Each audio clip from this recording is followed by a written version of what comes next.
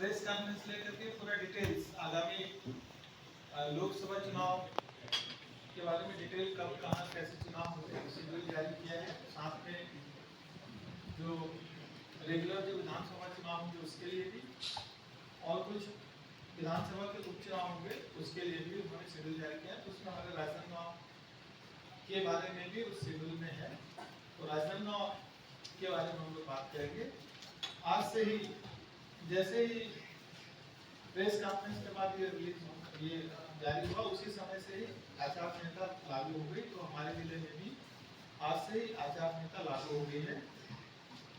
जैसा कि हम सब लोग जानते हैं कि 06 राजनांदगांव अनारक्षित सीट है। पूरे सभी संपूर्ण राजनांदगांव जिले और 3 जिले जो राजनांदगांव संसदीय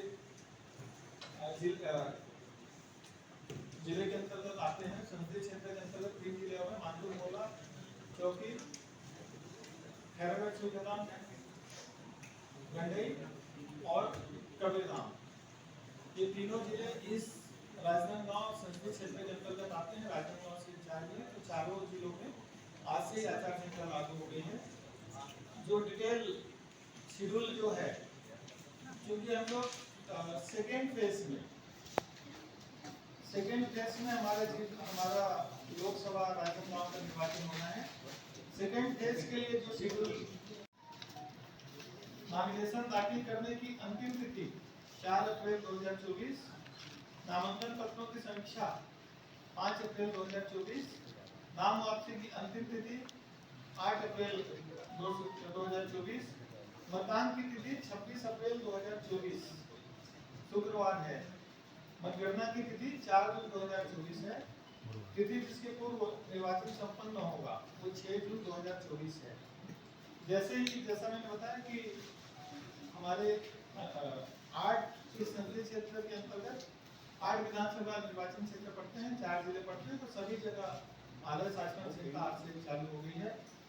निर्वाचक नामावली 24/3/2024 के पूर्व, क्योंकि 28 आपने देखा होगा इसमें 28 तारीख है, 28 मार्च को नॉमिनेशन है और नॉमिनेशन दाखिल करने की अंतिम तिथि 4 अप्रैल है। सतत अद्यतीकरण होता है नामांकन रजिस्ट्रेशन के लिए, अपना नाम निर्वाचक नामावली में जुड़वाने के लिए और आर्डर पास करने के लिए मिनिमम 10 दिन का समय होता है। तो इसके लिए 24 दिन तक जो भी निर्वाचक नामावली में नाम जुड़ाना है, उससे पहले ये अगर नाम आते हैं तो उनका नाम निर्वाचक नामावली में जोड़ा जाएगा, अन्यथा फिर वो उसके बाद उसको होल्ड में रख करके ये सारा निर्वाचन का प्रोसेस कंप्लीट हो जाएगा, उसके बाद होगा। इसमें मतदाताओं की संख्या जो है वो अलग अलग विधानसभा वाइज जो है मैं बता रहा हूँ। और टोटल अपने राजनांदगांव संसदीय निर्वाचन क्षेत्र में 18,65,175 है, जिसमें 9 अन्य है, 9,28,929 पुरुष हैं और 9,36,837 महिलाएं हैं। विधानसभा वाइज डिटेल जो है हम आपको प्रेस नोट देंगे, उसमें आपको पूरा डिटेल मिल जाएगा। टोटल हमारे यहाँ पूरे संसदीय क्षेत्र में 2329 पोलिंग बूथ हैं और कवर्धा में एक बूथ सहायक मतदान केंद्र के रूप में बना है। 1500 से ज्यादा मतदान हो जाने पे सहायक मतदान केंद्र करते हैं। तो कवर्धा में एक बूथ ऐसा है जिसमें सहायक मतदान केंद्र बनाने की जरूरत पड़ी है। तो 2329 मुख्य बूथ और एक सहायक बूथ, इस तरह से बूथों की संख्या है। इसमें सबसे खास बात है कि इलेक्शन कमीशन ने जैसे विधानसभा में भी होम वोट का ऑप्शन दिया था कुछ लोगों को, जैसे जो हमारे 40% से अधिक विकलांग भाई हैं या बहनें हैं उन लोगों को, और ऐसे लोग जो एक निर्धारित एज से ऊपर वाले थे। तो इस बार 85 साल कंप्लीट कर लिए हो, 85 प्लस वालों के लिए ये सुविधा दी गई है।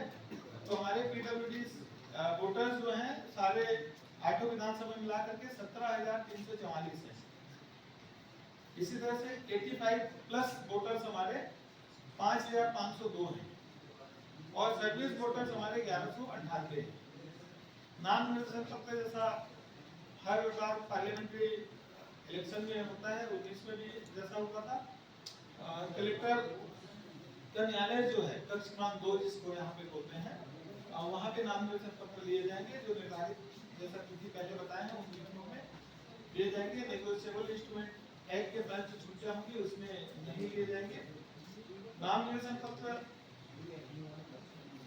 रिटर्निंग अफसर के समक्ष प्रस्तुत किए जाएंगे और इसकी बिल्कुल एक अधिसूचना जारी होगी। 28 तारीख को अधिसूचना जारी होगी। उसमें अगर किसी भी कारण से रिटर्निंग अफसर उस दिन नहीं ले पाते हैं तो सहायक रिटर्निंग अफसर कौन होंगे जिनके समक्ष नामिनेशन पेपर लिए जा सकेंगे, उस अधिसूचना में उसका भी डिटेल होता है।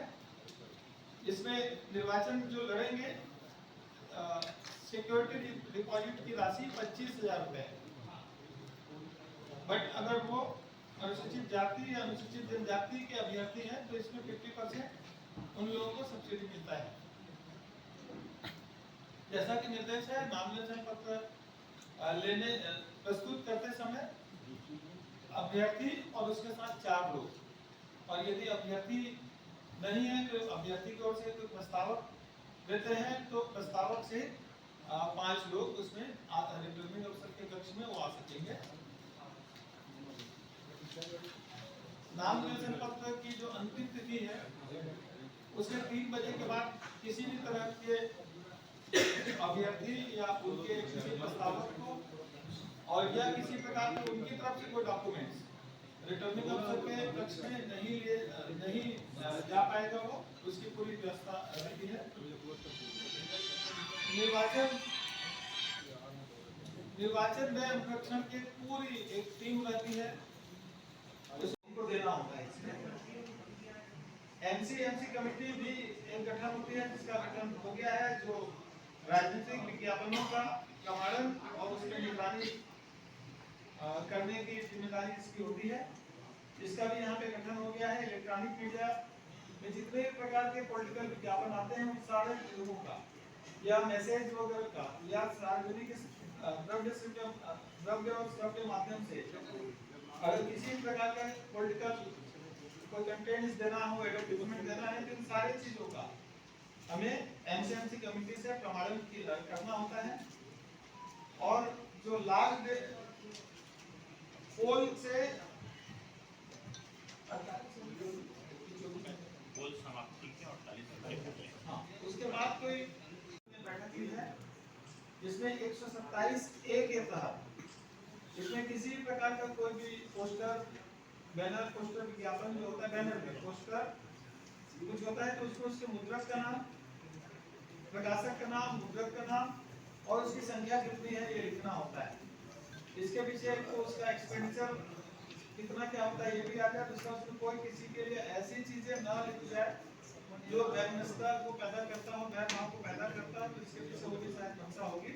तो ये बहुत ही जरूरी है। इसके बारे में भी हम लोगों ने कंसर्न लोगों की बैठक लेकर के उसको जानकारी दी है। जिले में ईवीएम और वीवीपैट पर्याप्त संख्या में है। पूरे संसदीय क्षेत्र के निर्वाचन के लिए चारों जिलों में पर्याप्त संख्या में है और इसका फर्स्ट लेवल चेकिंग सभी जगह किया जा चुका है। जब कभी भी मतदान मशीन को हम लोग आगे तैयार करेंगे कैंडिडेट वाइज, तो उसमें पॉलिटिकल पार्टी से अनुरोध करते हैं कि आप उसमें निर्धारित वो है 5% मशीन का मकबूल वहाँ उनके सामने किया जाता है। उनसे अनुरोध किया जाता है कि आप मशीन सेलेक्ट कीजिए। इसमें हम लोग कुछ मशीनों पे 1200 वोट, कुछ मशीनों पे 2% पे 1200 वोट, 1% पे 1200 वोट, 5% पे 1000 वोट उनके सामने वो जिस भी मशीन को सेलेक्ट करेंगे उस पर उनको करके दिखाया जाता है और वो जब संतुष्ट हो जाते हैं तब वो हमारी कमिश्निंग की सारी प्रोसेस कंप्लीट होती है। तो बहुत ही ट्रांसपेरेंट तरीके से ईवीएम का सारा काम होता है। ईवीएम गोडाउन जिस दिन खोलना होता है उससे पहले भी उनको सूचना दी जाती है। उनको उनके प्रतिनिधि के सामने ये सारी चीजें जो है कमिश्निंग का कार्य किया जाता है। वो लोग आकर के बैठते हैं, देखते हैं। जब कमिश्निंग का काम हो जाता है फिर उसको गोडाउन पे रखते हैं, तो उस समय भी उनके लोग रहते हैं। और जिस दिन मतदान केंद्रों के लिए मशीनों को भेजा जाना होता है उस दिन भी उनके लोगों को सूचना देकर के इनवाइट करते हैं और उनके सामने भी फीड की मशीनें जाती हैं। और जब वास्तविक रूप से मशीनें जो है बूथ पे पहुंच जाती हैं और जिस दिन पोल स्टार्ट करना होता है उससे पहले फिर वहां पे पॉलिटिकल पार्टी के जो एजेंट्स होते हैं, घोषित एजेंट्स, उनके सामने में इन मशीनों का फिर से मॉक पोल होता है उनके सामने, और फिर जब ये सारा चीज ओके हो जाता है तब फिर मशीन एक्चुअल पोल के लिए तैयार करके एक्चुअल पोल स्टार्ट कराया जाता है। और लास्ट में जब पोल क्लोज होता है तो उस समय फिर से पॉलिटिकल एजेंट्स के सब साइन होते हैं और उनको सूचना दी जाती है कि ये कहाँ पे इसका स्टोरेज होगा। वहां तक अगर वो उस मशीनों के साथ, उन बसेस के साथ आना चाहेंगे तो आ सकते हैं। ये सारी चीजें बड़े ट्रांसपेरेंट तरीके से उन लोगों को सूचित किया जाता है और वो लोग रहते भी हैं। इसमें जैसे पिछली बार की तरह से इसमें सी विजिल और वोटर हेल्पलाइन, ये सारे ऐप्स में बहुत सारे ऐप्स का उपयोग होता है। इसमें वोटर हेल्पलाइन में वोटर्स को सुविधा होती है कि वो उनका बूथ कहाँ पे है वो जान सके। सी विजिल में ये सुविधा होती है कि अगर कोई कहीं पे भी कुछ ऐसी इलेक्शन से रिलेटेड कोई ऐसी गतिविधियां जो संदिग्ध हो या गलत है तो सी विजिल में अगर वो उसके माध्यम से कोई भी संदेश भेजना चाहते हैं, वीडियो या ऑडियो, इस तरह का कार्यक्रम। ये राजनांदगांव संसदीय क्षेत्र जो है, जैसा हम सब लोगों ने देखा, सेकेंड फेज में यहाँ पे निर्वाचन होना है। यह सामान्य सीट है ये, और यहाँ पे 28 मार्च से नॉमिनेशन लिए जाएंगे और नॉमिनेशन लेने की लास्ट डेट जो है वो 4 अप्रैल है। 5 अप्रैल को स्क्रूटनी होगा, 8 अप्रैल को अगर कोई नाम वापस लेना चाहेगा वो होगा, और आवश्यक हो तो 26 तारीख को यहाँ पे पोल होगा। और जैसा सब सारे जगह एक साथ ही इसमें काउंटिंग होगी। 4 जून को इसमें काउंटिंग होगी। पूरे राजनांदगांव संसदीय क्षेत्र में 18,65,000 यहाँ पे वोटर हैं और महिलाओं की संख्या पुरुषों की तुलना में यहाँ पे अधिक है। शुरू से ही राजनांदगांव महिलाओं की संख्या हमेशा ज़्यादा रही है। इस बार भी इस वोटर लिस्ट में ये चीज़ें हैं। ज़िले में टोटल 2329 बूथ हैं और एक बूथ हमारा ऑक्सिलरी बूथ रहेगा। इस तरह से ज़िले में टोटल 2330 जगह पोलिंग पार्टी जो है वो भेजी जाएगी। यहाँ पे चूँकि सारे 4 ज़िलों को लेकर के ये संसदीय क्षेत्र है तो नॉमिनेशन लेने का काम रिटर्निंग अफसर के ऑफिस में होगा, यानी कि यहाँ होगा। इसके बाद का अधिकांश काम जैसे एक्चुअल में पोलिंग पार्टी का गठन, पोलिंग पार्टी की ट्रेनिंग, पोलिंग पार्टी को मटेरियल देना, पोलिंग पार्टी को पोलिंग बूथ पे भेजना, वापस वहाँ से कलेक्शन करना और काउंटिंग कराना, पोस्टल, ये सारा चीज़ ज़िलों में होगा। बट पोस्टल बैलेट पेपर की जो काउंटिंग होगी वो यहाँ से होगी। तो पोस्टल बैलेट पेपर से रिलेटेड जो भी चीज़ें होंगी काउंटिंग का और ATPBS का डिस्पैच और उसका वापस आना वो यहाँ पे होगा। पोस्टल बैलेट पेपर्स की काउंटिंग यहाँ बसंतपुर में होनी है और बाकी काउंटिंग भी यहाँ पे इस ज़िले में बसंतपुर में होगी। तो चूँकि सारे जगह के रिज़ल्ट आएगा उसके बाद फिर ये फाइनल रिज़ल्ट यहाँ पे होगा। तो इस तरह से मुझे लगता है कि हर बार की तरह के इस बार भी यहाँ का इलेक्शन बहुत अच्छा होगा, स्मूथ होगा। इसमें जैसा कि इलेक्शन कमीशन के निर्देश होते हैं कि 24 घंटे के अंदर जितने भी शासकीय बिल्डिंग है, शासकीय जैसा ऑफिसेस में जो भी है उसको हटाना है। 48 घंटे पे बाकी सार्वजनिक जगहों से हटाना है और 72 घंटे में निजी जो भी जगह है वहाँ से अगर अनुमति ली है तो उसको नहीं हटाना है, एक्सपेंडिचर में जोड़ेगा, अदरवाइज़ उनको भी हटाना है। तो 24 घंटे, 48 घंटे और 72 घंटे का जो नियम है उस नियम के तहत हम लोग MCC की कार्रवाई करेंगे। और चूँकि आगे आदर्श आचरण संहिता लग चुका है तो अब जो भी चीज़ें होंगी उसके आदर्श आचरण संहिता के अनुरूप कार्रवाई होगा।